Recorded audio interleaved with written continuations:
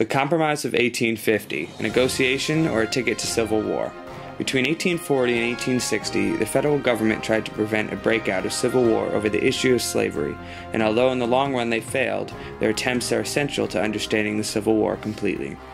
After the United States had recently acquired a vast territory over the Mexican-American War, there was a question: should the territory allow slavery, or should it be declared free?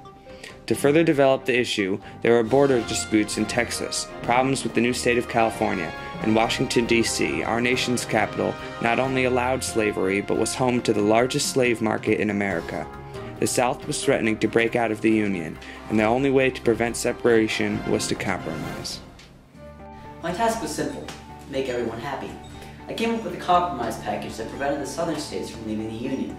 I admitted California as a free state and let Utah and New Mexico vote on what they wanted once they applied for the statehood. The most important portion of the compromise was the Fugitive Slave Act. This act held citizens of the U.S. responsible for helping return runaway slaves to owners. People who found these slaves would give them to the government for a reward. A commission was assigned to decide if the blacks should go free or return to the business. Obviously, the new law was taken advantage of.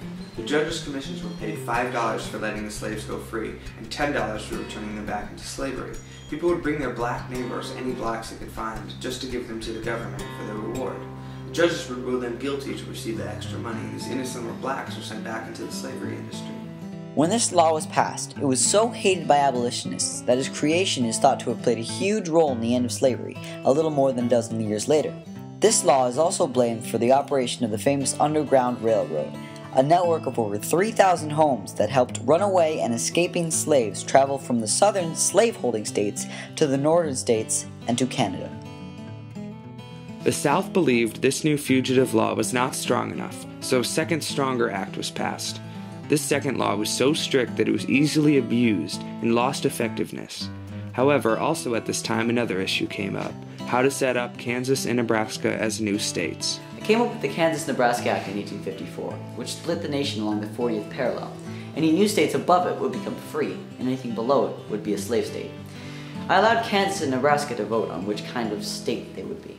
The new Kansas-Nebraska Act effectively took back some of the Compromise of 1850 and the Missouri Compromise. The drawback of letting Kansas and Nebraska vote on their law was the border ruffians. Border ruffians were people committed to their opinion who would move to either Kansas or Nebraska just so they could sway the vote of their opinion. The tension centered in Lecompton, Kansas, the temporary capital of Kansas, which boiled on the verge of civil war, and that's how it got the name Bleeding Kansas. Bleeding Kansas was a term coined to a period of civil unrest between pro-slavery and anti-slavery advocates for control of the new Kansas territory. Anti-slavery emigrants from the North fought aggressively with armed pro-slavery groups from Missouri. In 1856, a pro-slavery raid and burning of a hotel were followed by several murders. Sporadic battles continued up until Kansas was admitted to the Union as a free state in 1861.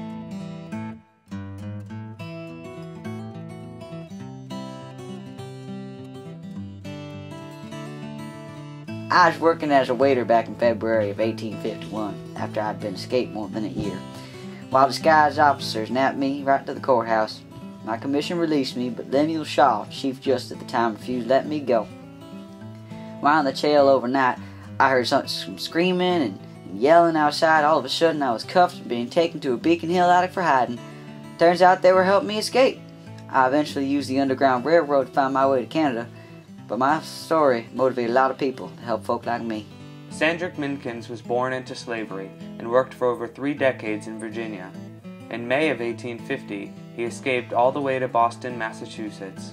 He went to Boston because that town was famous at the time for helping freed slaves stay undercover or move along the Underground Railroad. His escape from custody of the United States sent a jubilant mood throughout Boston, Yay! and abolitionists saw it as a victory. He settled in Montreal, Canada, and helped other escaped slaves settle and find jobs in Canada. Overall, the impact of this time period was great. Through the Compromise of 1850, more free states were involved in the Senate. Washington, D.C. was prohibited from slavery. These things were victories for the North, but the South was happy because Utah and New Mexico were slave states, and because Texas received $10 million for the territory issue. Furthermore, the Fugitive Slave Act helped return slaves and added more slaves into the industry, therefore lowering slave prices. The effects of the Kansas-Nebraska Act were anything but reassuring for those wishing for peace. This act caused events like Bleeding Kansas and only enraged supporters to petition and take arms. However, the Republican Party was founded during this time. The party is still working today. These events attempted to create peace among the Union, but only spiraled the nation into civil war.